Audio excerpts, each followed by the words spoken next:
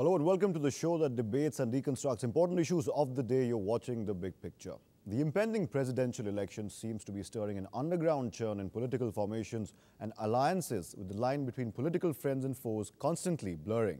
The political drama that started with Mamata Banerjee-led Trinamool Congress defying the Congress and propping up a candidate of its own in former President APJ Abdul Kalam, along tagged the Samajwadi Party, with Party Supremo Mulayam Singh Yadav also throwing his weight behind Kalam, who eventually decided to drop out of the race as he had little chances of winning.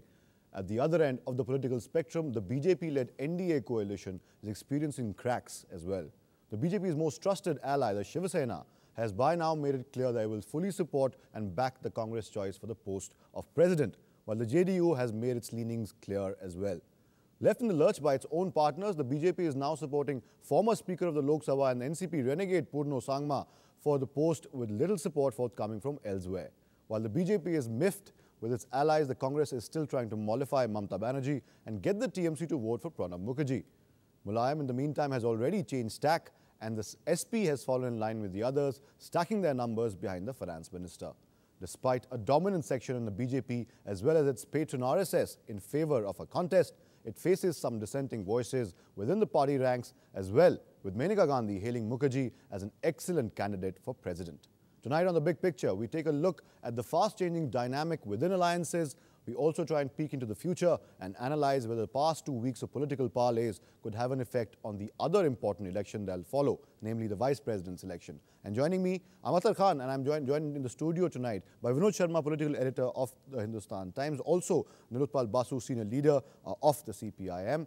We'll also be joined by Seshadri Chari, senior journalist and RSS ideologue, and just in a bit we'll be joined by Manish Tiwari, Lok Sabha member of the Congress, as well as spokesperson of that party. I'd like to start the show, however, with Vinod Sharma, if I could.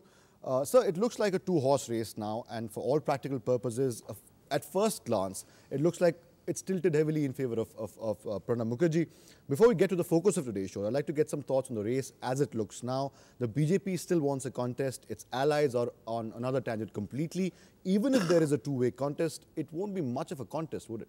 Yes, of course. One would not be accused of not being objective if one were to say that Pranab Mukherjee is a hot favorite and he is way ahead of his other rival. It's a straight contest.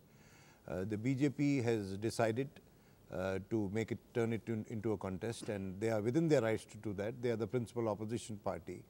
But one had only wished that they had been more proactive than reactive. Today, Mr. Sangma is their foster candidate, if I may put it that way. He was the first choice of the BJD and the ADMK, right. And the BJP has, in its wisdom, chosen to back him. So that's fine. But insofar as the implications of this on the two major alliances is concerned, I think that Shiv Sena will be back in the NDA fold after the presidential elections.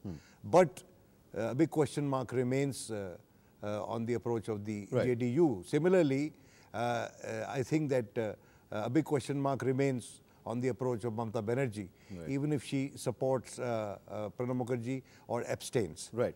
Right. That's the question I want to ask Manish Tiwari. I'll come to you, Nilotpal, after this question. Welcome to the show, Manish. First of all, the Congress now has had persistent trouble from its most important ally, some would say, the TMC. First, Mamata Di tried to drum up support for APJ Abdul Kalam. That was thwarted by his decision to drop out. Then there were indications that the Congress High Command was miffed with Mamata Banerjee, but now it seems that the Congress is trying to maintain an even keel. One spokesperson from your party has just reiterated that Mamata Banerjee was, is, and will remain a trusted ally. Does the Congress want TMC to vote for Pranab Mukherjee or abstain? What would you prefer?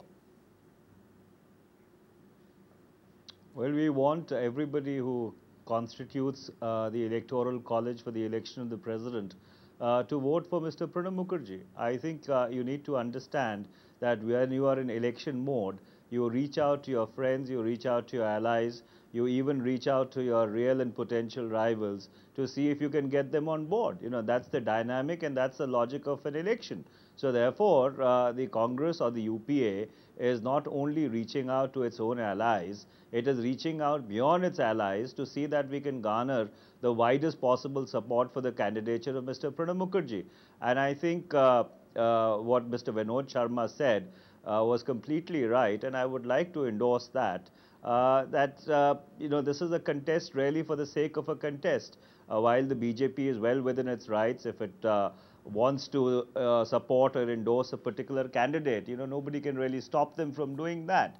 But we wish that the BJP would have heeded to the call which the Honorable Congress President and the Prime Minister had made in trying to evolve a consensus on the candidature of Mr. Pranab Mukherjee, and we do hope that we would be able to, of course, from the left also get the widest possible support for Mr. Pranab Mukherjee's candidature. Right. Let's get a view from the left. Manish Tiwari, please stay with us. We'll come back to you in just a bit. Nilotpal, clear the air for us. There are reports in some sections of the media today that indicate differences within the party, with one section wanting to abstain from voting as they do not want to be seen as voting for a Congress candidate for president. There was a high-level meeting today with almost all top leaders attending. What is the party stand on the elections now? I mean, it is very unfair. I counter-question you. Do you raise such questions about Congress or BJP? You see, every political party are made up of human beings. There will be differences in views, perceptions, tactical approaches.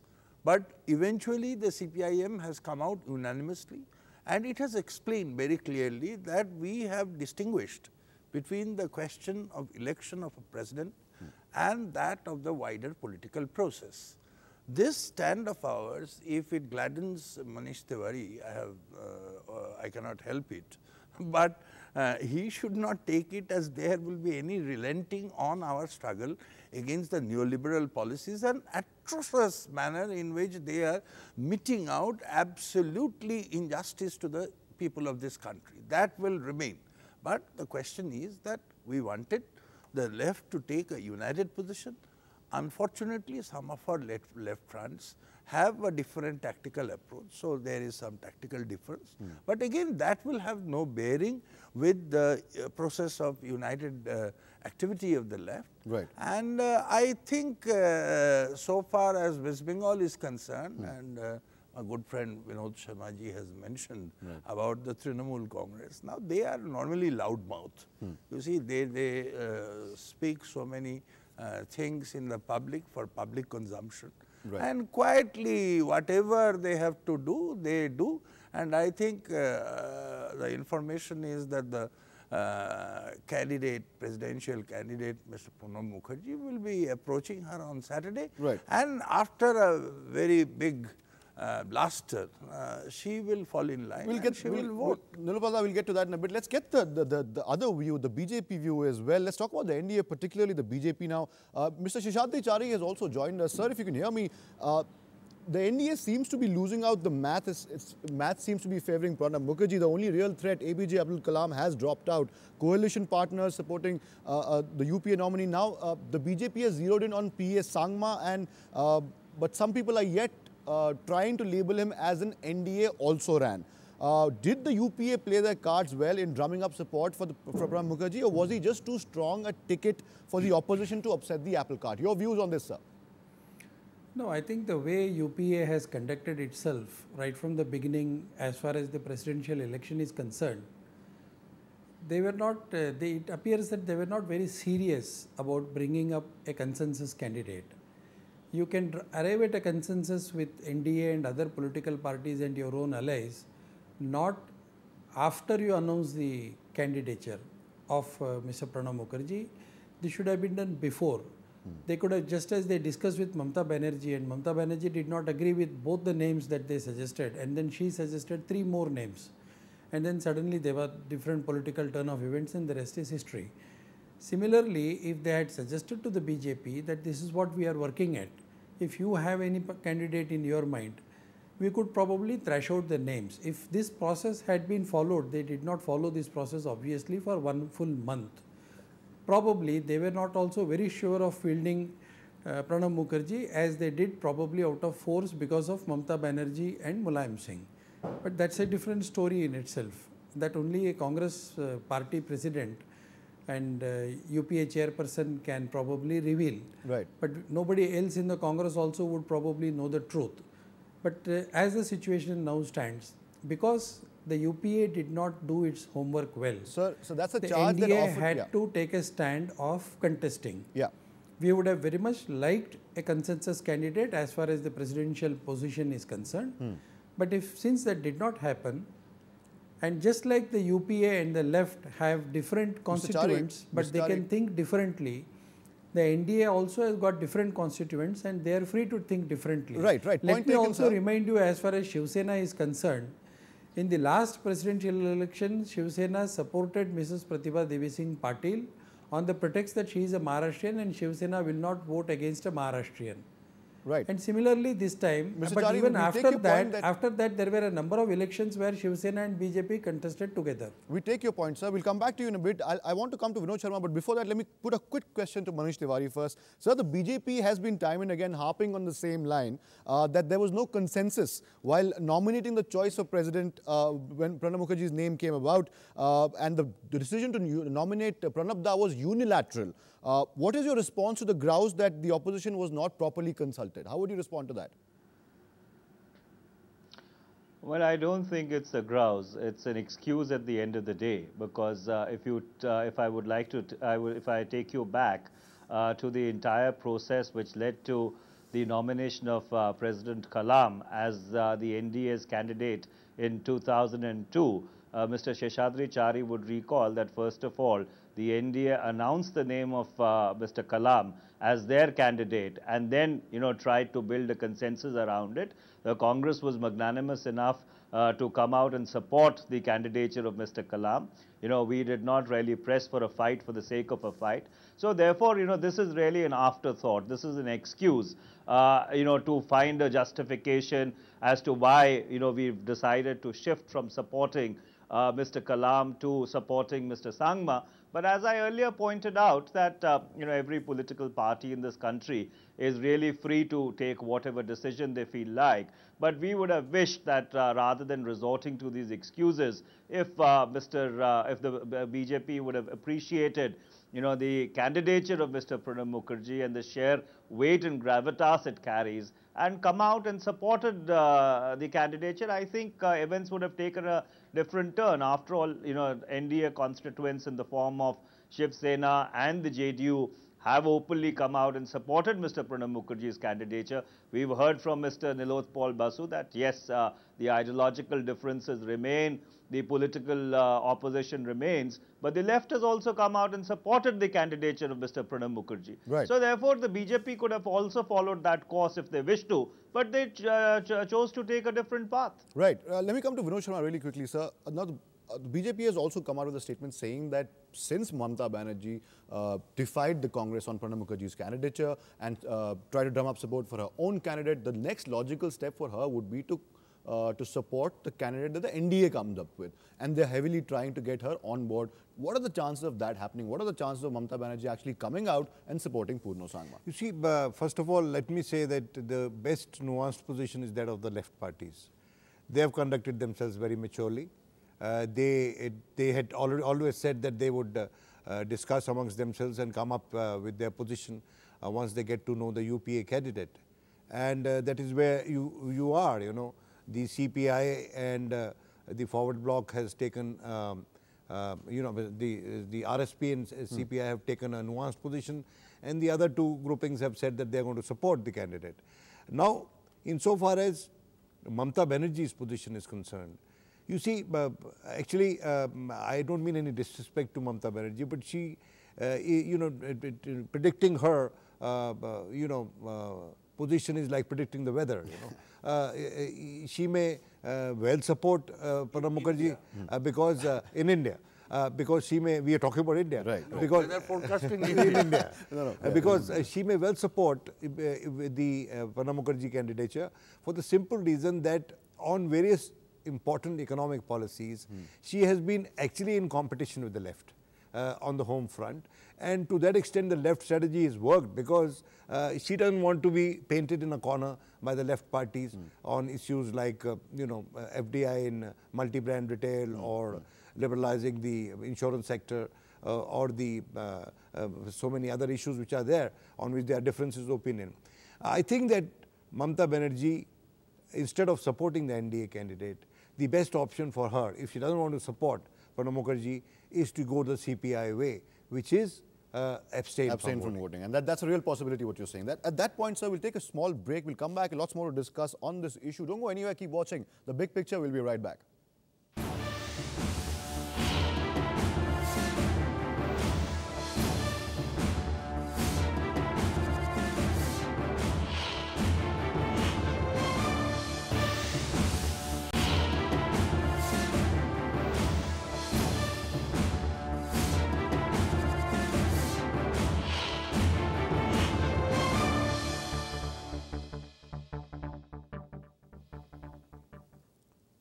Welcome back. You're still watching The Big Picture. If I'd come to Nilotpal Basu for just a bit, sir. Since you're not part of the main two coalitions, the NDA or the UPA, let me get an independent perspective on this question. Going forward, do you think these hectic parleys that have taken place in the last few weeks will have any effect on the stability of these two main coalitions, considering allies on both sides have changed positions very quickly, changed tack very quickly, one position one day, the other position the next day? Do you see that creeping into the relation post the presidential polls? Remember, there is the vice president poll also remaining, and the general election is not that far away. I think there will be a realignment. Realignment will take place simply not just because of what position what party takes on the presidential or vice presidential election, but there are deeper questions involved. You see the way Indian economy is moving. Unfortunately, both the Congress and BJP, they are completely clueless about what is happening because they were hanging on to the coattails of international finance capital-led paradigm followed by US, Europe, and you see what has happened in G20 summit. They will be arguing for imposing more taxes on diesel and cooking gas, whereas they will give out money. What sort of a political realignment do you see happening? Realignment means they're increasingly, I mean, unless they really have a self-introspection and the way the actual difficulties of the people stare them on their face, there will be so many waverings. For example, BJP. I mean, the stand they have taken. I mean, it's a silly position. I mean, you did not inform us in time, therefore we are forced to put up. Right. And things like that. And as I was telling about TMC, we are very clear because all these issues that Vinod was mentioning, you see, on FDI in retail, ultimately Mamata will support this government because they have been catapulted to this position of office in West Bengal. This is because that they want the left out of the way. Therefore, it is the right as a whole which pushed it. Right. But she is so unilateral. Right. Now, even the right finds it difficult to completely, have reconciled with heart tantrums, so all these things. Let's also get another perspective on this. Let's go to Seshadri, Chari, and after that I'll come to Manish, Tiwari. Mr. Chari, do you agree with what Nilotpal just had to say? There will be heavy political realignment after these elections, and of course that the right also, particularly the BJP, has absolutely no idea how to handle politicians and leaders like Mamata Banerjee. No, I don't think so. There will be realignment, and we have handled Mamata Banerjee when Atal Bihari Vajpayee was the Prime Minister under the NDA rule. Mamata Banerjee was part of it, Jayalalitha was part of it, Mayawati was part of it, and a number of other political parties, almost as many as 22 political parties were part of the NDA coalition at that time. But before that, I want to put one record on straight, I have to set one record straight. Mr. Manish Tiwari mentioned about the 2002 election. I just want to say that in 2002, the NDA had a number of candidates in mind. But Atal Bihari Vajpayee called for a special meeting of all the political parties independently, and he spoke to Congress also. 4 people from the Congress party were represented in that meeting.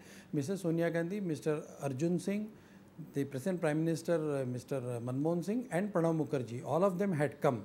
And the Congress was very apprehensive that the BJP or the NDA at that time wanted to present Mr. P.C. Alexander as the candidate. Right. But contrary to the popular belief and contrary to Congress's information, Atal Bihari Vajpayee proposed the name of Mr. Abdul Kalam, Dr. Abdul Kalam, and the Congress accepted that name because they were very much against the name of PC Alexander. Right. I am privy to a number of these informations. I would not be in a position to give more information as far as these things are concerned. We'll let Manish Tiwari respond to that. But the most important issue was, unlike the present situation, at that time the name was not announced. There were a number of names doing the rounds. Except the left, all other parties came and joined us. We never told the left that you are contesting only for the sake of contest, because contesting an election is primarily a prerogative under democratic system. Mr. Chari, therefore, I think we have that primary thing. As far as your second question is concerned, there will be political realignments after the presidential election, and I think the BJP is more than prepared for those realignments. Right. Point taken, sir. Mr. Tiwari, you heard what Mr. Chari had to say. First of all, any response to that? And would you also believe that there will be heavy political realignment after the presidential elections are over?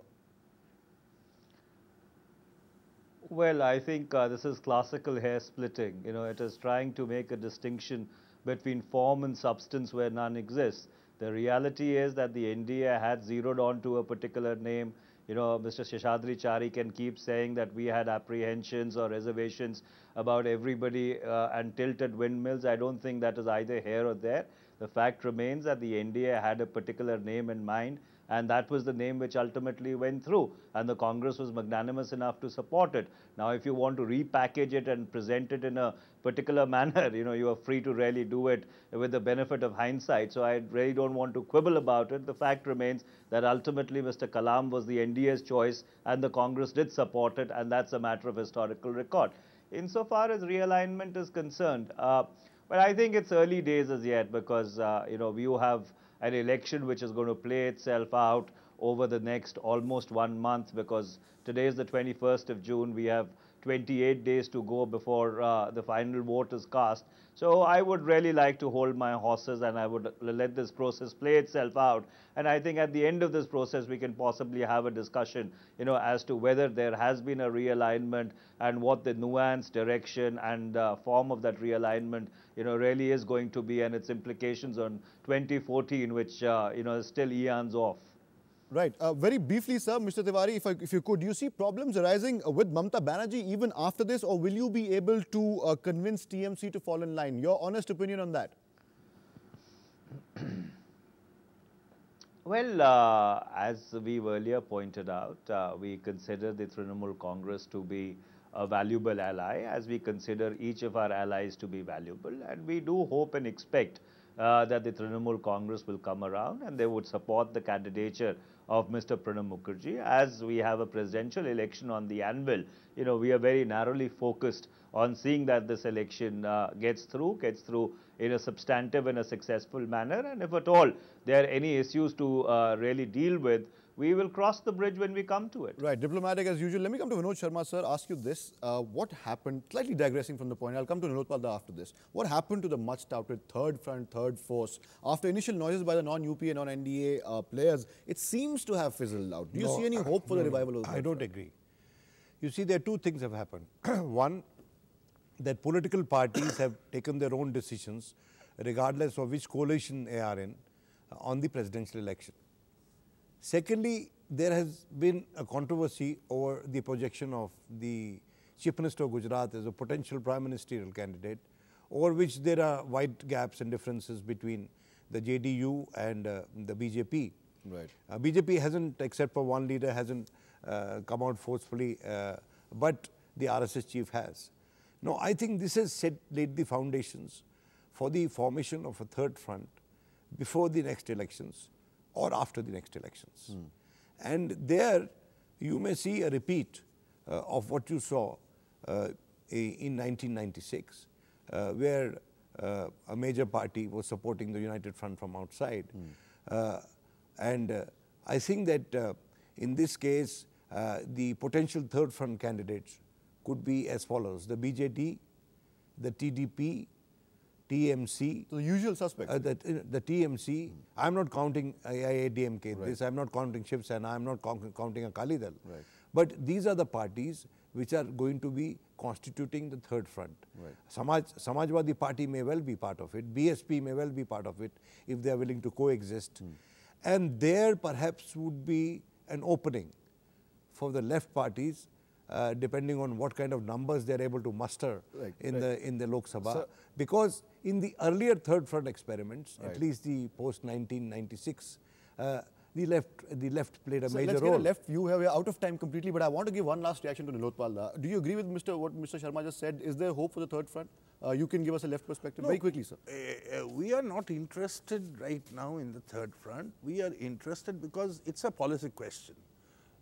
Two major combinations, two major alliances, they are failing the people in terms of responding to the exigencies of the situation in policy terms. And we think that it is the left platform which can create conditions for really making a midterm correction of the economy as a whole, so that concerns are addressed of the people.